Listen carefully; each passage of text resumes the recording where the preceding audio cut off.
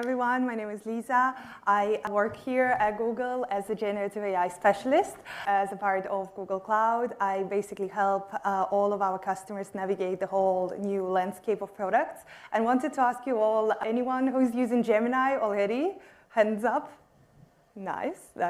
Hopefully by the end of the day, you also will be able to learn more about what we are building at Google and try some of our products. And we have an incredible panel, so please, I think we can welcome the panel to the stage now.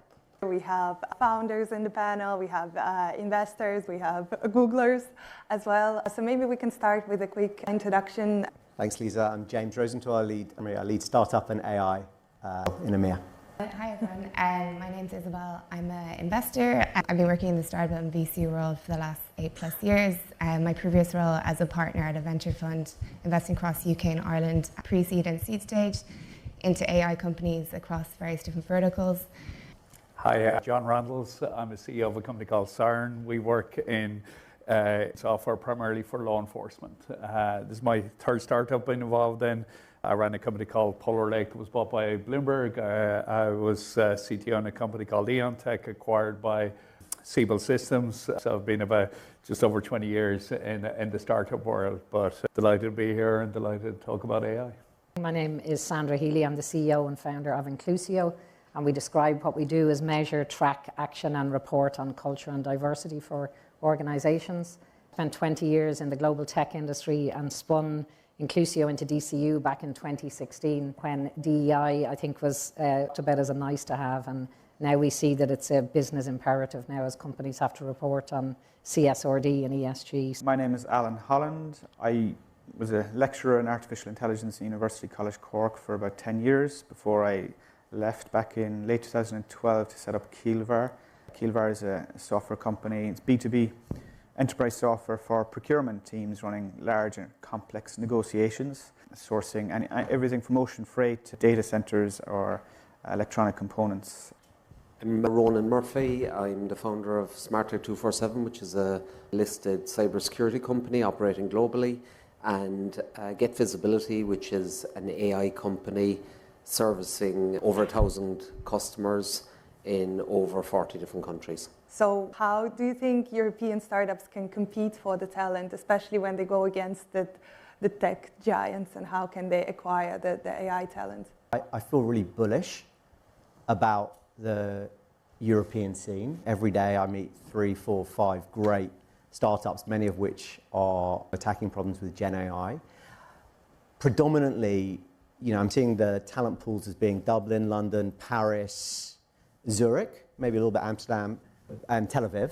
There's no lack of talent because you're getting folks who are just coming out of universities who are brilliant AI experts who want to stay in their own country. Furthermore, I think they see Google's, Microsoft's as a bit slow, and it's probably a fair reflection. And in my experience, they want to be working in startups where there's an opportunity to really grow quickly, have the opportunity of exits, which are really not possible here. I think whilst it might not be cheap to get great people, I don't think that there's a lack of brilliant people in Europe who are amazing at this. Poland, Ukraine, there are just so many people who are incredible, who've come out of the hacker world, all of these kind of worlds who are brilliantly ready to do this. And that's why there are so many great Gen AI companies in EMEA that are raising huge sums, and they are all founded and staffed locally.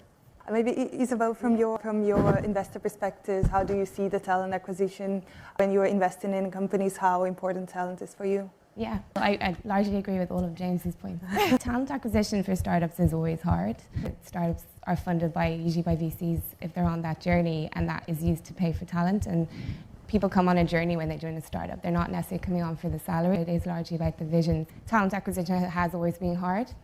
I think what's really interesting about the AI space, and particularly the focus on Europe, is the infrastructure in Europe is very well set up for academia, people spinning out with PhDs who have spent a long time researching really core elements of AI. And now what AI has enabled is people being able to start startups around that because it's easier to start a startup. I think that has largely brought a lot of the focus to Europe.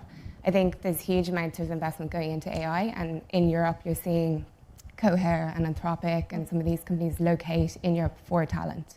And even look, OpenAI opening in London last year, Dublin, and I think their VP of talent has said they will continue to expand into Europe, into other countries, and largely they're chasing the talent. I think on the question around big tech, talent acquisition versus startup acquisition for talent, I think, again, to James's point, people within big tech actually want to go out and see the impact they might have on a smaller business. I think you're seeing a lot of that, like deep mind of seeing people leave and go and do other things. I think it's really, the playing field is open, and I think it's a really good thing. Now, shifting to the founder perspective, like for you, John, Sandra, what would you say, like what's your secret sauce into acquiring that AI talent? Yeah, look, I think in terms of attracting talent into a smaller company, it's more about the team they're joining. Smart people want to work with smart people. That's their number one criteria almost. Like, you know, there's a lot of other things that are important, but that's probably the most important thing. Do they enjoy the work experience? They, say, for example, our company was started by 2 PhD postdoctoral researchers. So we've got an awful lot of PhDs because they like working with their peers. And in that way, you attract smart people. But I think the even more important thing is what mission are you on? What problem are you solving, and is it interesting, is it impactful? So we work an awful lot with law enforcement. So there's great feedback we get from engineers when we work on things like human trafficking and child protection and things like counter-narcotics and tackling criminal networks and counter-terrorism. So when they get feedback from customers, that's amazing, because oftentimes, especially when we're in large models, large everything, it's very hard to get tangible feedback from what you're doing, working on day to day. So yeah, I think the mission is important, the team is important, but it's incredibly hard when you're really small and people don't know if you're going to survive. There's actually a flip over point where people say, oh, you know, we're 85 people now. People don't ask us that question anymore. We've got funding. But when you're really small, you really have to try extremely hard, because it's not certain that you're going to be there, and they've got an offer from the big companies. And the other good thing is the big companies aren't giving as many offers as they used to. So that has changed as well. But yeah, no, it's a good time to get talent. That's what I think. Yeah, I think building on that, I think anybody who's VC backed has probably been asked now for ESG reporting data, which is quite interesting. Largely that's been driven by impact investors and impact funds. And when we think about the S in that and the social impact, essentially what it's doing is assessing startups around, are you reflective of the customers, the communities and the societies that you operate in. So to build a sustainable startup, I think the diversity of the talent in the organization is something that is really, really imperative. It's much harder to re-engineer it, right? So it's something you have to think about right from the very beginning. And I think the challenge for all of us is people like themselves, right? We're pattern matching machines, the first AI. Huh? That's who we are as people. You're bringing people into the startup that are very similar to yourself.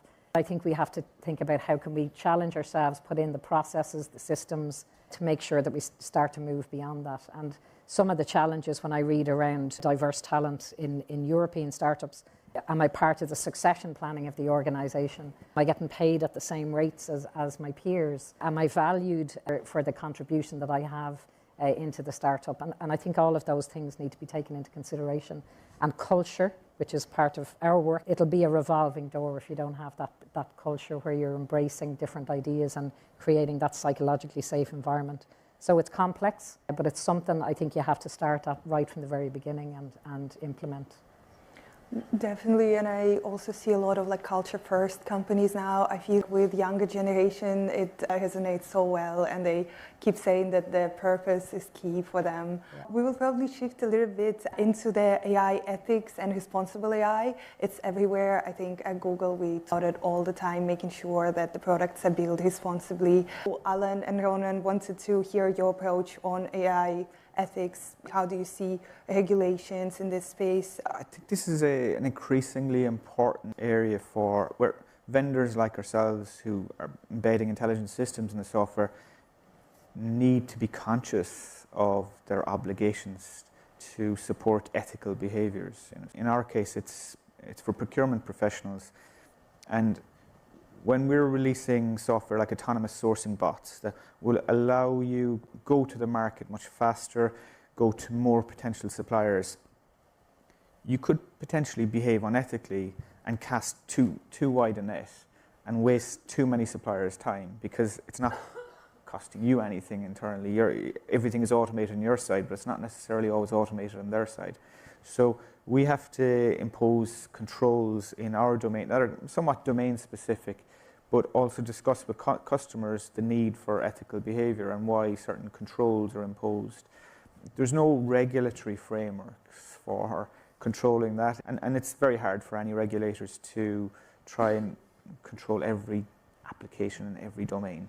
So yes, there's a degree of responsibility required for vendors to do what's right within their own domain and discuss with their customers what's appropriate and fair as well. And Ronan? So I'll talk to my view on this from a startup perspective. I sit on the Irish Government's AI Advisory Council, and a lot of the discussion in that council is around, proposed regulation of AI and different aspects of how the European Union and governments can control AI. And my view is firmly that regulating AI is a bad thing to do. I don't believe technology will never move this slow again. And governments typically move very slow. And by the time that they build regulations and try and apply it to AI, it has moved. The goalposts have moved. And therefore, I think that's an issue. Although there is specific areas on the use of AI, specifically things like facial recognition in law enforcement, where definitely from an individual governmental perspective, frameworks do have to be considered. You guys, everybody in this room, you move at lightning pace, you're risk takers, you're trying to innovate, you're trying to push the boundaries, and will show us that where you apply heavy regulation, where there's only a handful of companies who can really excel, typically big tech, and they capture that market, and then you just become a subset of what they do. So in my perspective, regulation is not a great idea. I think when we talk about ethics and bias and all that good stuff, firstly and foremost, eliminating bias in AI is a pipe dream. It is not possible. Bias means different things to different people. If you're left-leaning, you've got a specific bias. If you're right-leaning, you have another bias. If you're in the centre, you have another bias. And that bias is interpreted by the types of data which you train the different models on and the people that are responsible for building those models. You can, I believe, have a specific ethical standard that you apply to that, but depending then on what the AI is used for, whether it's facing or end user facing, or if it's an internal initiative within your organization. A lot of big companies now are using generative AI initiatives for what they want, but they'll have their own specific requirements on what they consider bias or ethics or relating to specific initiatives. So I think it's a very, very complicated area, and I think depending on whether it's a narrow AI initiative or it's a large language model, there's much different questions that the likes of Google and Meta and OpenAI and Microsoft have to answer, as opposed to maybe what a lot of startups will have to look at in that regard.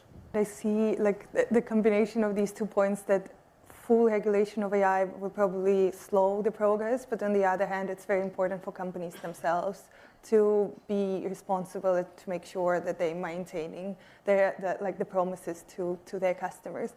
What I hear a little bit from the companies that I speak with, that they're afraid of the black box that AI is. They're concerned, they don't know what's happening. How would you say you're balancing in between having your solution explainable to others, but still keeping it a complicated technology? This has been a challenge for AI researchers for a long time, and it's one that's still largely unsolved. And there are many subfields within AI, and within narrow AI or the traditional AI sphere, there's been, I suppose, a longer history of research on topics around explainability, and there are more things you can do to provide concise explanation. AI can often provide an explanation, but it's so lengthy and grows exponentially that that's not what someone's looking for. Despite it being an accurate explanation, that's no use to someone if it's 1,000 pages long. Now, there are systems, like let's say on occasions where your credit card gets refused, or there's usually AI in the background. There may be a decision tree of some kind that's caused a decision in an automated system to say, no, don't permit this transaction. But you go down a rabbit hole, because it's usually there's a dozen different factors, and people want a short explanations. I think that consumers in general are going to learn to have to accept, and particularly in kind of the Gen AI sphere, if you have an image that's generated, if you seek an explanation for why it's such an image, well, Stable Diffusion doesn't lend itself to explaining in a concise manner how it came up with a certain image, and you're just going to have to accept that. I would love to see in the future how the companies are balancing that, like the ease of usage of the technology, so that customers are not scared, because that's what I see sometimes with Google, that if they don't understand, they don't want to use it, but in the same time use like the most powerful technology that's in the market. How do you see Google's collaborations with startups and overall collaboration in the ecosystem? I think, as actually everyone sort of mentioned, this space lends itself to collaborating. People are trying to do things that haven't been done before, and as a result, you want to work with people who are smart peers. They may be in startups, they may be in one of the big tech companies, they're definitely in the VC firms we work with who've got huge amounts of experience of bringing things to market. Talk to the community. It seems less competitive in some respects, but there's a lot of money around and there's so much appetite for people to be involved in this. Anyway. Google obviously do a huge amount of work with startups, and investors love their startups having packages where it the value without increasing the money spent. I think all of that collaboration is huge. I think that all of these tools are really pushing the needle there. I think within the VC industry itself, there's a lot of use of AI now, and it's been happening for the last 5 years, where you've seen VCs more focused on data as a means to sourcing deals. Yeah, as well, a very interesting point on you asking the companies how they're using AI. Would you say, again, given the amount of founders we have, would you say that your recommendation is to have it as a part of the pitch, as a part of the explanation, even if it's not core of the product, but just how they use it for their productivity? Thank you. Maybe to the founders, like how do you see the collaboration in the space? Do you see the AI space as collaborative, or do you see it more as a competition now, maybe for you? Yeah, I think it's very, collaboration is essential, because no startup can build the infrastructure themselves. The LLMs are too expensive. We need to work with big tech, right? That's a given to start with. I think what people often forget about is collaborating with your customers, because we can love the technology, love all the things we're building, but sometimes we can overlook at what pace can a customer adopt this technology and what do they need. An example I had, I was with a very big police force in the US, and I mentioned ChatGPT, and I was nearly thrown out of the room because the thing they're afraid of when people use it for a search, that they hallucinate. And they can't depend on something that makes up its own mind in a non-auditable way. But what we're working with them and a whole range of law enforcement customers is, what is safe adoption at this point? And what we're working on, things where there's very, very low risk, where you've got things like, say, a knowledge graph of, here's a criminal network, and generate a report from that. And that's a very safe thing that they're very comfortable with, because the chances of hallucinations are just zero at that point. Whereas at the front end, if you asked it, tell me who committed this crime, well, they could be inspired by books, So that's the kind of interesting thing, I think, is how do you collaborate with customers to see what they're comfortable adopting as well. Exactly, and it reminds me of Alan's point again about having like a very easily explainable solution where they can like take it and go from it. Any other comments from the founders on this? From our perspective, we worked with Professor Alan Smeaton in the Adapt Centre in DCU. And at the time, just back to the point where Ronan was talking about regulation, and what we did was applied the only principles that were out at the time. The Australian government had published some principles around ethical AI and how do you apply that into your technology. And so we worked with Professor Alan Smeaton, building and testing the algorithms to make sure that we didn't build bias as much as we possibly not build bias into our machine. A lot of our collaborations now are with academic institutions across the globe. So we have some papers coming out later this year where we've collaborated with Ulster University and Stanford University around some of the insights that we're finding around people in work. And I think one of the concepts I absolutely love is the concept around digital twins, right? Because we're capturing, we take in data from the organization, we audit it, we complete it with the missing data from the voices of people in work. So we've grown and are growing a huge comprehensive data set around demographics and culture, and being able to develop a digital twin around that. Maybe I'll speak to Google about that. I think that would be brilliant, because you're able to predict then what's coming. if these are the conditions of the culture, what's the likely outcome for the organization around that? So I think it's a very exciting time, and absolutely collaboration, I think, is required to advance. Yeah, we do work with a couple of companies in digital twins, but I would say they're more on the physical side. Yeah.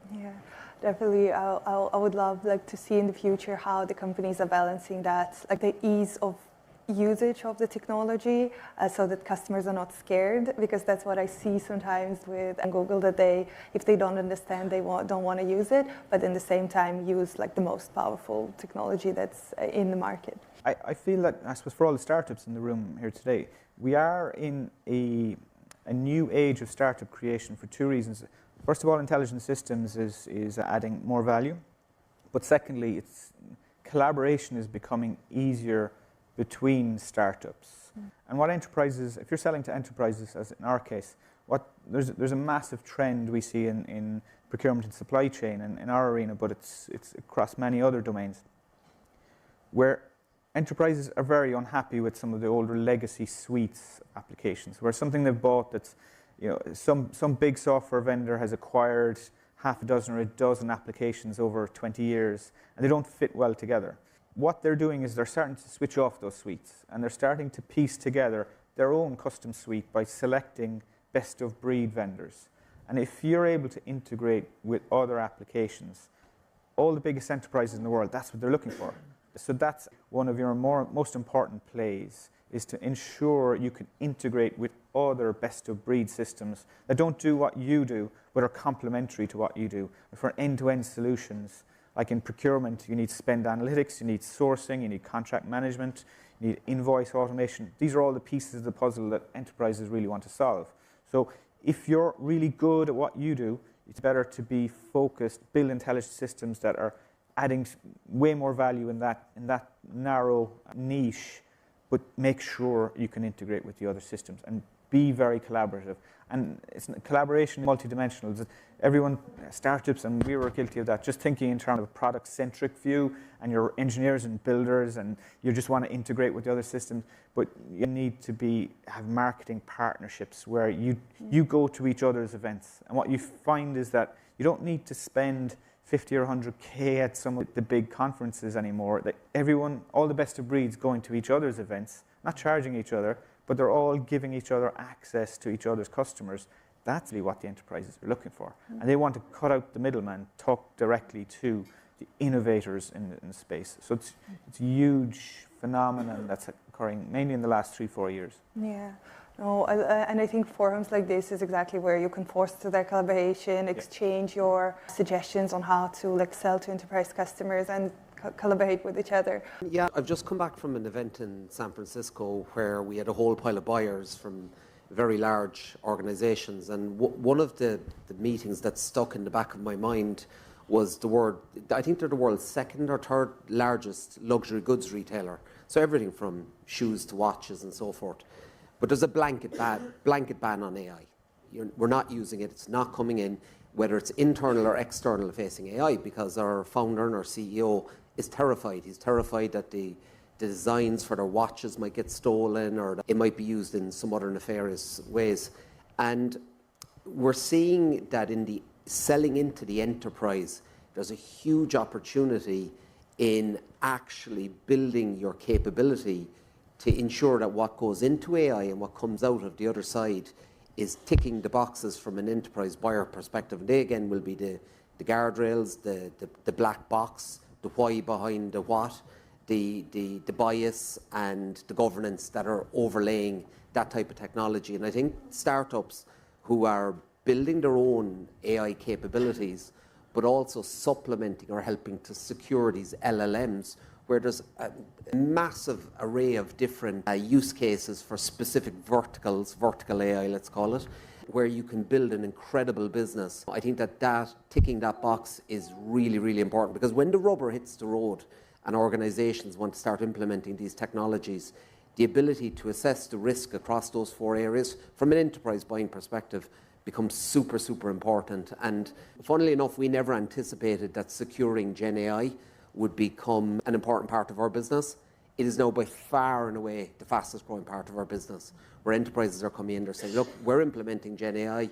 We want to make sure that we can trust what's going in and what's coming out from an enterprise buyer perspective. So some really interesting use cases in that regard. Nice. Oh, looking forward to see those. And we are actually coming by the end of the session. So within probably one sentence, what are you most excited about the industry coming in the future? One thing, top, that is the top for you. Anyone? I just love the fact that so much stuff is open source. And all these models are open source, and it goes to the point, I didn't mention it earlier, I didn't think about it, but when we were talking about collaboration, that the community is helping build better and better things. I think that will continue. And that's one of the best things that's come out of this revolution. Perfect. I think I've actually changed my mind over the last 18 months in terms of the application layer, because a lot of investors at the start were quite reticent about investing because OpenAI would do a day and startups would get wiped out. But more and more I'm seeing that when you have very specific domain data targeted, like a vertical to what Ronan said earlier, there's a huge amount of value there, and I think that's actually where there will be a lot of more opportunities, and to James's point, the open source aspect of that as well. So nice. I think the interaction model with us and computers is going to change. I love what's happening around voice, and the things that, particularly our world is very analytical, very data intensive, and people need to be superly highly trained to get a lot of insights. But if you could have a conversation with the computer, if you just tell them what they want, what you're looking for, and the suggestion, that two-way dialogue, I think is coming in. For us in law enforcement, it's super important that a police officer is able to keep his eyes on a situation. So talking to the computer instead of taking their eyes off a situation, those kind of things I think are going to have a huge impact. So I'm excited about voice in particular. Definitely. Yeah, for me, I think it's about organizations starting to trust it and think about how can they adopt it and apply it. I was reading a piece of research this week that said the implementation of AI in an organization will save 2 hours per week per employee. It's quite significant. So I think that for me, certainly with the organizations I work with, I'm excited to see how they start to implement it and bring it in and not be scared of it, as Ronan had described. So I feel that AI is really helping enterprises kind of elevate work for their employees and take them out of really tactical stuff. Right? That there's so many companies in so many ways where majority of the staff end up getting buried in spreadsheets and manipulating data that they don't need to do. So getting them out of that frustration, right, and making them feel like their work is more purposeful and strategic.